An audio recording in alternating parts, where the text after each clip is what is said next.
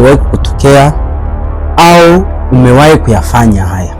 Unajua, wakati tunasoma kuna wanafunzi wenzetu tuna date nao au tunafanya mapenzi nao, kusema kwamba tutaoana mimi na wewe milele, ya tusome tumalize masomo,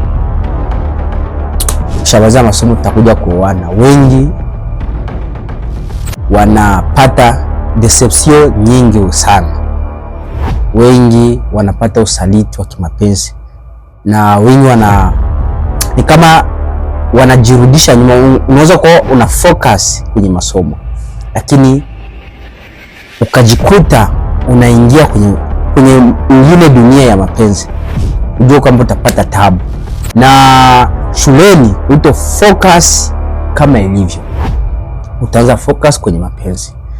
Na unapofocus kwenye mapenzi huku shule, huwezi kusikia mwalimu tena.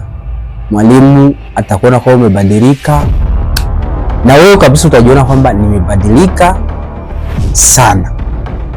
Na hapo sasa mnapomaliza shule na wenzako au na mpenzi wako, unajikuta sasa wengi wanaenda kuolewa na wengine wa bwana, na wengi wanaenda kuoa wengine wanawake.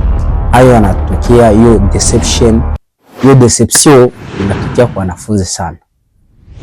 Fuata namba 2 na usisahau kusubscribe, kushare na comment, utakuwa umetusaidia sana. Asante.